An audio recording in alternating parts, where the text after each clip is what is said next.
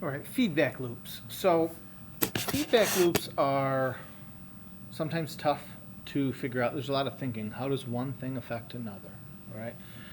You're usually going to be given some sort of information, a bunch of different ways, reading passages, graphs, or whatnot. In our feedback loops, I just put them in the notes. But this is facts that you can use. So whether you go into this knowing whatever the feedback loop is on, if you already knew that methane was a greenhouse gas or not, you know that it's a fact you can use there.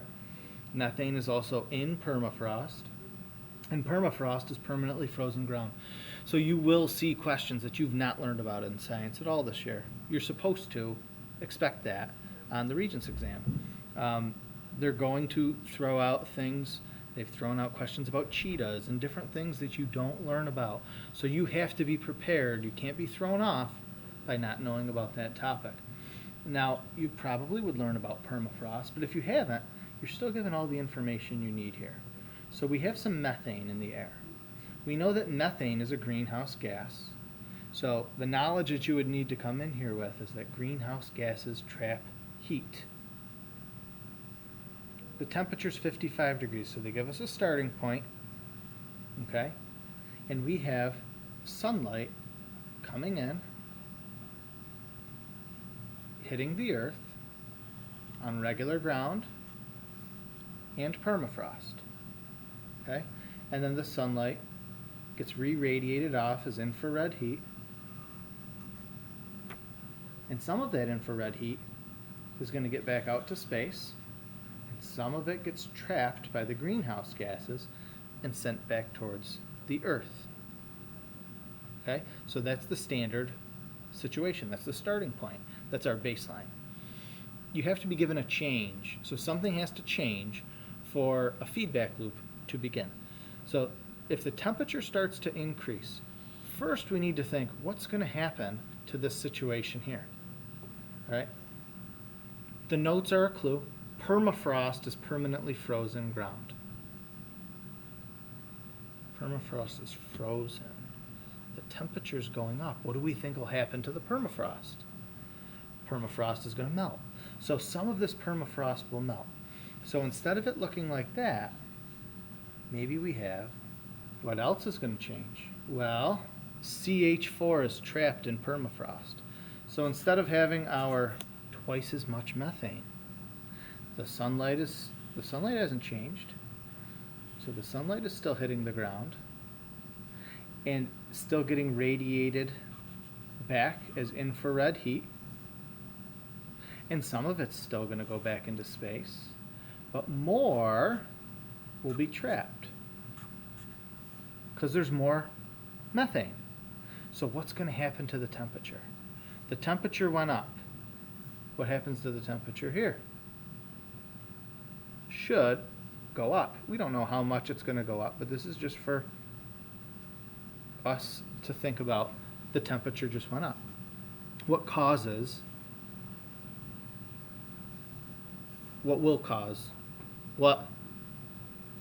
will this situation now cause, is I guess what I'm trying to say. Well, this is going to cause more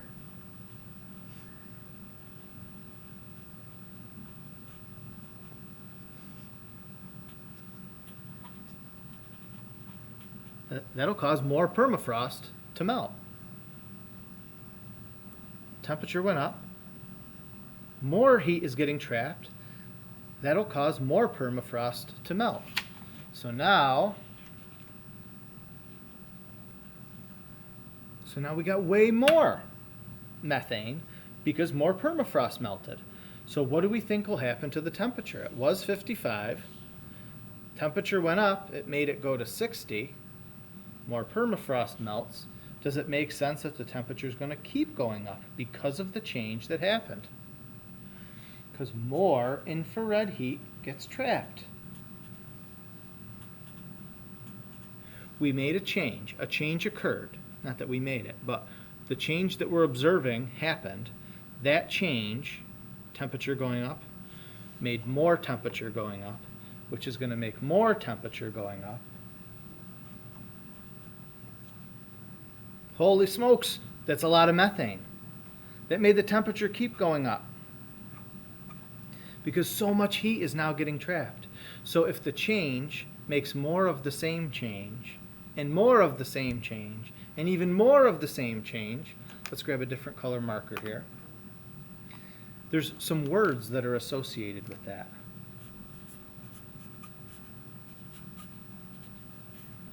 Runaway. If something's a runaway, if it's getting out of control. Out of control, runaway. Those things. That's like when you have a graph and that graph starts to go out of control. Or that graph starts to go out of control. If your rate is increasing, that's a positive feedback loop. So our type of feedback is positive. Not that it's good, it's a bad thing. Got to think about how I spell. Terrible speller. So, not that it's a good thing, but it's a positive feedback loop because the first change made more of the same change, which made more of the same change, which made more of the same change. It's getting out of control. So that's a positive feedback loop because it gets the ball rolling and gets things out of control. And in a different video, we'll see a negative feedback loop. Those are sometimes good because they will bring balance to the force. Star Wars reference. You better know that. So negative feedback loops will make changes go in different directions. A lot of time that's good because it'll bring balance. Positive feedback loops often are bad because they lead to runaway effects. So like when you hear runaway greenhouse effect, that's what's happening.